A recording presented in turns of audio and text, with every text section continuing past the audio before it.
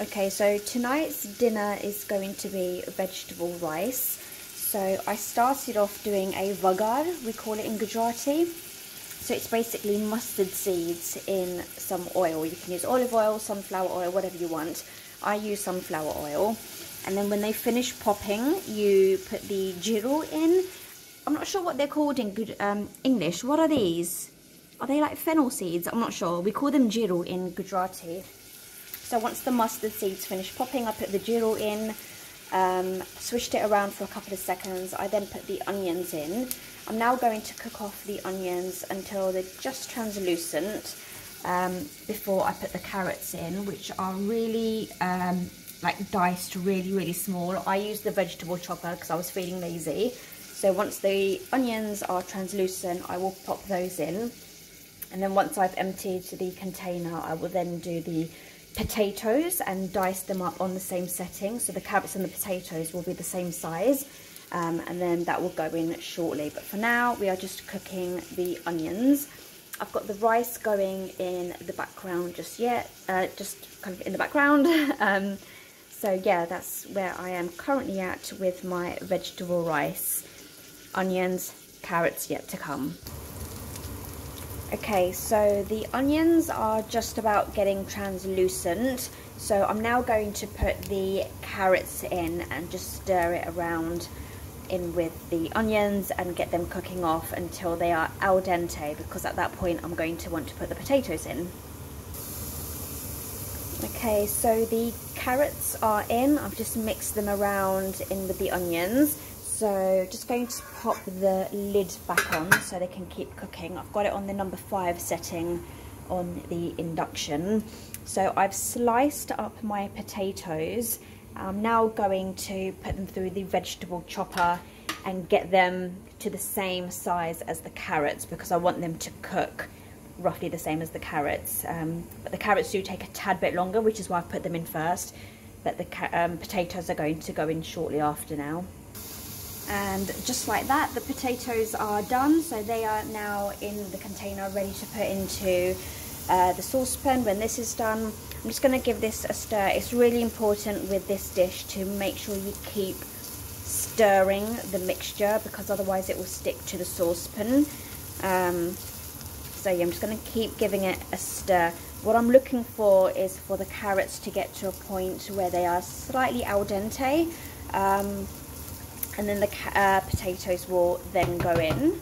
So give it a stir, get the lid back on, because the steam will help it cook very nicely. So I'm just going to keep an eye on that until it's al dente, like I say. Okay, so I've just put a knife through one of the carrots and they're just starting to soften, but they're not fully cooked. So I'm now going to put the potatoes in so they can continue to cook together. Okay, so the potatoes are in. It's at this point that you really want to make sure that you do keep an eye on this mixture. Keep stirring it. Don't have the temperature too high, because otherwise it will stick and burn and all that stuff. You want to keep the temperature low enough where there's enough heat to cook the potatoes and the carrots, but you don't want it sticking to the bottom. So I'm really relying on the oil, a medium temperature and a continuous stir at this point to help it cook without sticking or burning.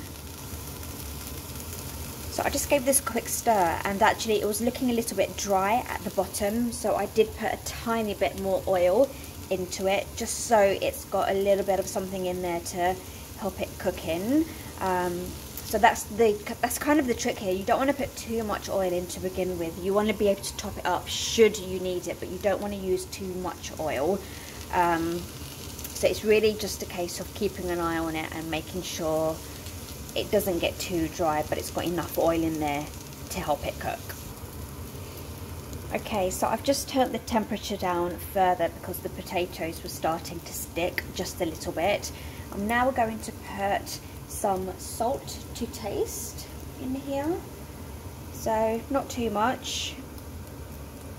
Actually, maybe just a little bit more than that. We do want a bit of taste. And I'm also, for a little bit of colour, going to put some turmeric in there. With this stuff you really don't need to use a lot. It's literally like a couple of pinches, if that. So that's now in there. So the salt and the colour from the turmeric will now infuse itself into the carrots and the potatoes. I think the potatoes are mainly the thing in here that absorb most of the seasoning and the taste of it. So that's in there. I'm just going to give it a quick stir, and yeah, just keep stirring this around until those potatoes are coming up to be cooked. Okay, so the rice in the meantime did get done, and I'm not ready to use it yet in my vegetable mixture. So what I've done is just emptied it into a sieve and run some cold water over it, just to stop it from continuing to cook, because nobody likes overdone rice. So the rice is now in there. I have vigorously shaked off any excess water, because that's the last thing we want in this dish. So that's now sitting on the side, ready to go into the mixture once the veg mixture is done. I'm just going to carry on cooking it off, because the potatoes are still a little too hard, so I just need to cook them off until they are like halfway done. Okay, so I've just tested one of the potatoes and it's almost done, not quite. We're just shy of them being cooked. So what I'm now going to do is put in some peas and sweet corn. So in they go, like so. And then the usual game, just stir it around, keep stirring, stirring, stirring. Okay, so I've just popped the sweet corn and the peas in and stirred them around. At this point, I'm going to put some chili into the mixture. Now these are like the thin green chilies that you can buy from supermarkets, the Asian stores. They're really easy to find. I find it easier to blitz them in my processor, which lives on my worktop just there. I basically get a ton of chilies, throw them into the processor, blitz them all up, and then I cut them into cubes and then freeze them. So this has actually been sitting out for a little while, so they're starting to defrost, and I basically just like pick up a cube and then put it into my cooking. As you can see, I'm getting to the end of my chili batch, so I'll need to do some more soon. But at this point you would just use however much tickles your fancy. So I do like mine, these are starting to defrost because it's been out for a little bit too long. But yeah, I'll just put the chilies in there, and yeah, just to whatever your taste bud wants, basically whatever your spice preference is, just get it in there and give the vegetable rice a bit of a kick. So that's in there. So that's basically last of like the seasoning and the tastes that we're going to put in. Once I feel like the peas and the sweet corn have cooked through, I'm then going to put some chopped up red bell peppers in with it. You can use any colour bell pepper. I just happen to have a red one already open, so I'm just going to dice those up and get it ready to put in here. But for now, this just needs a mix. I need to get the chili mixed in with it, get it all cooking, and yeah, I'll be back in a moment. Okay, so I've just given this a stir. It still needs more time on the heat. I've actually just increased the heat a tad.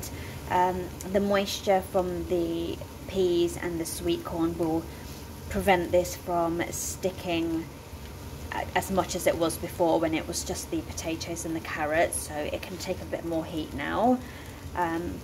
So that's going to carry on cooking until it's all pretty much ready to go, because the bell peppers, once they're in, they really don't take much time at all, like 1 to 2 minutes. So I've just quickly diced up the bell peppers that I had. This is a bit more than I would normally use in this dish, but I really wanted to finish up the bell pepper. But ordinarily, like maybe a quarter of that I wouldn't have needed. So it's only a little bit more than I would normally use, but may as well use it up. So yeah, I'm just gonna let this carry on the heat. As I say, I've got it on like the mid temperature level now, so there's enough heat generating to cook everything and kind of really get all of the seasoning infused into all of the carrots and the potatoes, and now the peas and the sweet corn. So I just want to make sure that the peas and the sweet corn lose their hardness. I want it to have a slight crunch but not be too hard. So I'm just going to let that finish cooking, and actually it would be at this point where I also do a taste test. So I'm just going to take out a little spoon and taste it for the salt and the spice. So it did need a little bit more salt, so I've just put that in. The spice levels are fine. So yeah, I think we're good to go now with regards to the taste. And yeah, I'm just going to quickly finish off cooking this and then get the peppers in. Okay, so everything in there is basically cooked as I would want it. So I've just put the bell peppers in. I'm going to stir that through, and it's literally, they will need like a minute or two, because I quite like for the bell peppers to have a little bit of crunch to them and not go too soggy. So yeah, we're pretty much done, and that's the point where the bell peppers go in for me. Okay, so while the peppers quickly cook in the mixture, I'm going to make a yogurt dip on the side. So I'm just using this natural yogurt from Sainsbury's. I've just put it into a bowl, and literally all I'm going to do is take a little bit of red chili powder, sprinkle that in, not too much. Oh god, that is a bit too much. Never mind, it's fine, we like spice. And then I'm going to put a little bit of salt in there.